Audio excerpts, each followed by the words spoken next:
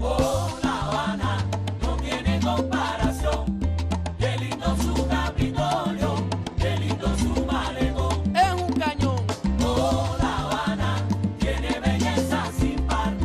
Todo aquel que la visita en ella se quiere quedar. Levántame eso. ¡Ja! Oye, José Miguel, hace 16 años que estoy en La Habana. Y ahora soy de primera, imagínate tú. Oye, mi hermano, y yo en los 90 me colé. Ya estoy colado. Alexander Abreu. Buenas, mi hermano. Oh, La Habana no tiene comparación. Qué lindo su Capitolio, qué lindo su malecón. Hola, estamos de vuelta en el Zoológico de 26, antiguamente llamado Jardín Zoológico Tropical de La Habana. Además de la génesis sobre su historia, posee un rico patrimonio natural. Me refiero a especies que han sido traídas desde diferentes partes del mundo. También tiene grupos escultóricos de gran valor realizados por artistas de la vanguardia. Sobre estos elementos vamos a hablar en nuestro programa. Sean bienvenidos a Gen Habanero, un programa donde no necesitamos tu prueba de ADN para mostrarte que llevas en los genes la herencia cultural de esta ciudad. Oh, La Habana tiene belleza sin par. Todo aquel que la visita en ella se quiere quedar. Levántame eso. ¡Ja! Oye, José Miguel, hace 16 años que estoy en La Habana. Recordemos un poco. Según el historiador y microbiólogo Raúl Campos Talavera, los primeros indicios de un zoológico estuvieron en el Parque de la Fraternidad, en una zona que no podemos precisar, así como tampoco el año, pero sí sabemos que fue en el primer cuarto del siglo XX. Bueno, les cuento que al señor José Díaz Vidal se le ocurrió colocar un estanque en esa zona, intentando representar la isla de Cuba, y le colocó dentro cocodrilos. Aquello, por supuesto, causó conmoción entre los transeúntes, asombro, diversión, por lo que su dueño, al ver esta reacción, decidió poco a poco irle incorporando otras especies en áreas cercanas. Pasó el tiempo hasta que el 24 de octubre de 1938, durante el gobierno de Federico Laredo Bru, se aprueba la creación del Jardín Zoológico Tropical de La Habana. Tiene belleza sin par. Todo aquel que la visita en ella se quiere quedar. Por supuesto, hubo un patronato encargado de conseguir esos fondos necesarios para llevar adelante el proyecto, pero un huracán azotó la ciudad y acabó con parte de lo que se había logrado. No es entonces hasta 1945 cuando el zoológico pasa a ser administrado por el Ministerio de Obras Públicas. Mediante el decreto presidencial 4698 se autorizó a su ministro, José de San Martín y Odria, a continuar construyendo la instalación.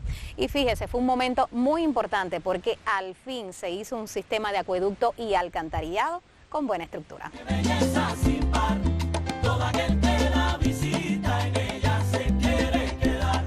Tengo el placer de conversar ahora con Juan Daniel Acanda, es especialista del Grupo de Educación Ambiental del Zoológico de 26. Bienvenido a Gen Habanero, Acanda. Así te voy a llamar porque así te conoce todo el mundo aquí. Sí. Bueno, es un placer para nosotros tenerte. Te conocimos en el primer programa y sé que tienes muchos conocimientos. No lo pongo en duda, es que eres muy joven. Entonces, me quiero remontar al año 1945. Yo decía que fue importante porque se hace un sistema de acueducto y alcantarillado, pero hay otros elementos relevantes en esa época, me refiero a la estructura del zoológico. Bueno, en aquella época se construyeron los principales lagos que encontramos acá en la entrada, que eran para especies de cocodrilos, pequeños monos, primates.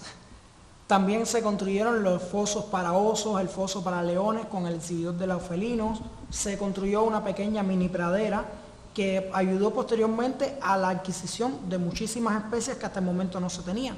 También se construyó el aviario, que fue un logro en aquella época, y constructivamente fue un zoológico muy moderno para la época, que ayudó a la conservación de muchísimos ejemplares que tuvimos acá durante muchos años. Se construyó la jaula para los cóndores de los Andes, que también hasta aquel momento no teníamos esa instalación construida.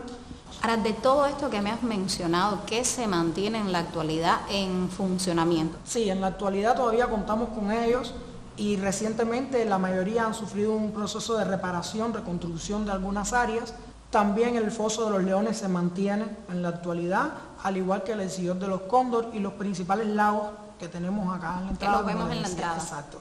Y también en 1947 se incluyeron distintas obras de arte en el parque, que fue también algo muy llamativo para el público en aquella época, y se incluyó la cultura en el zoológico en la naturaleza. Una mezcla que no debe faltar, cultura, exacto, aprendizaje, naturaleza. Yo te propongo hacer una pausa en nuestra conversación, vamos a seguir con otros elementos en el programa y en un ratico la retomamos. Muchas gracias. Seguimos en Gen Habanero. Qué belleza sin par, todo aquel que la visita en ella se quiere quedar. Este zoológico fue inaugurado el 24 de octubre de 1939 durante el gobierno de Federico Laredo Bru, y desde entonces ha sido un lugar para el esparcimiento de los habaneros.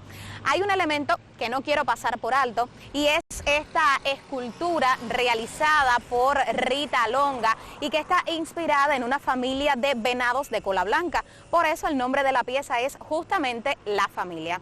¿Qué les parece si dedicamos nuestro segmento Observando a hurtadillas a la escultora Rita Longa? Rita Longa, originaria de La Habana, estudió en el Colegio San Alejandro y despuntó como una gran artista y pedagoga, legándonos en esta ciudad obras como la famosa bailarina del Cabaret Tropicana o la imagen de la llamada Virgen del Camino, que hoy es el símbolo del municipio capitalino de San Miguel del Padrón. Tuvo múltiples exposiciones personales y colectivas y reconocimientos, entre los que se destaca el Premio Nacional de Artes Plásticas en 1995. Quiero contarles algunas anécdotas de la vida de Rita Longa, como por ejemplo que vivió en una habitación taller del Hotel Santa Clara durante una parte de su vida. Justamente en esa habitación taller, el 14 de enero de 1949 recibió un cablegrama que decía, por cierto, enviado por la Academia Nacional de Artes y Letras. Su ingreso en la sección de escultura ha sido aprobado. Dicen que soltó el buril que tenía en la mano derecha y pegó un brinco de alegría. Y no era para menos. Una mujer en la primera mitad del siglo XX aceptada para estudiar en una academia tan importante. Ese hecho fue reflejado por la prensa local al día siguiente, pero la noticia pasó inadvertida. Nadie podía imaginar que Rita Longa se convertiría en una de las escultoras más importantes de nuestro país. Qué belleza sin par, todo aquel que la visita en ella se quiere quedar. Levántame eso. ¡Ja! Oye, José Miguel, hace 16 años que estoy en La Habana. Y ahora soy la primera, imagínate tú. Oye, mi hermano, yo en los 90 me colé. Ya estoy volado. Alexander Abreu. Retomo la conversación con Juan Daniel Acanda, especialista del Grupo de Educación Ambiental del Zoológico de 26. Acanda, en la primera parte de nuestra conversación hablamos sobre la construcción del zoológico luego de 1945.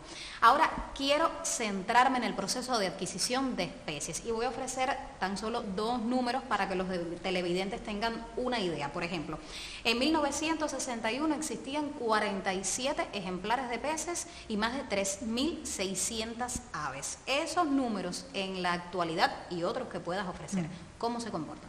Bueno, como bien dices, en 1961 contábamos con una colección muy amplia, más de 5.000 ejemplares, entre ellos aves, reptiles, peces, anfibios. En la actualidad ese número ciertamente ha decaído un poco, porque contamos con animales muy antiguos, muy viejos, muy longevos, que en estos momentos, hace años, no se introducen ejemplares nuevos al país y específicamente al Jardín Zoológico de La Habana. Pero a partir de ese inicio, de esas primeras adquisiciones de ejemplares, tuvimos grandes logros reproductivos, como lo es la reproducción del chimpancé, que desde 1956 se ha mantenido estable en el parque, con más de 90 crías hasta el 2016, crías viables, que la mayoría han sido crías artificiales debido a que las madres no tienen la conducta que se espera por parte de ellos para poder criar a los ejemplares, a los pequeños. Y por esta causa hemos tenido que retirárselos, llevarlos a casa de algunos especialistas de acá del Jardín Zoológico de La Habana para su crianza. También hemos tenido la reproducción del jaguar y el cóndor de los Andes, que el cóndor de los Andes, el primer nacimiento ocurrió el 17 de abril de 1980. Es muy difícil lograr la reproducción del cóndor en cautiverio, debido a que en hábitat natural ellos anidan en lugares muy altos, con un clima y un ecosistema muy diferente al que tienen acá en el parque, sin contar que están muy cerca del público también. La última cría nació en mayo del 2017, se llama Yupanqui y ya está allí en exhibición, ya pudieron observarlo también. Ya, ¿y tienen convenios con otros países, con zoológicos de otras ciudades para hacer colaboración, adquirir nuevas especies, hacer intercambios? Sí, nosotros tenemos varios convenios internacionales que todos son dirigidos por la empresa cubana de zoológicos a la cual pertenecemos. Bueno, Akanda, tenemos que terminar esta conversación ofreciendo la información a los televidentes de los horarios y los días en que está abierto el zoológico de 26. Abrimos de miércoles a domingo, de 10 a 4, en horario habitual, y en vacaciones abrimos de martes a domingo, de 10 a 4 de la tarde. Bueno, muchísimas gracias, ha sido un placer conversar contigo. Nosotros seguimos en Gen Habanero. Qué belleza sin par, todo aquel que la visita en ella se quiere quedar. Entrando al zoológico, a mano derecha encontramos esta pieza escultórica, obra del artista Gilma Madera, emplazada en 1948. Y ya adentrándonos más en las instalaciones del zoológico, pues descubrimos otra pieza de López Mesa, obra que data de 1947 y que está inspirada en las hijas del ministro de Obras Públicas.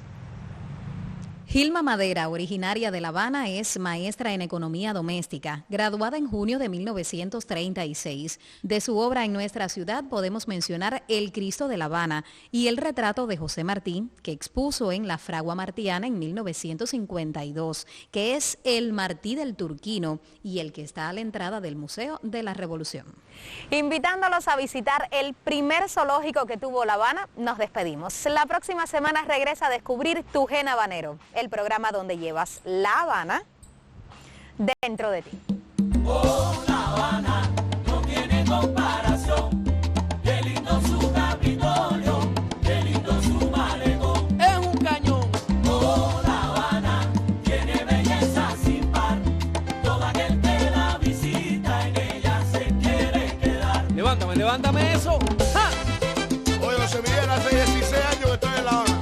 Y ahora soy en primera, imagínate tú. Oye, mi hermano, yo en los 90 me colé.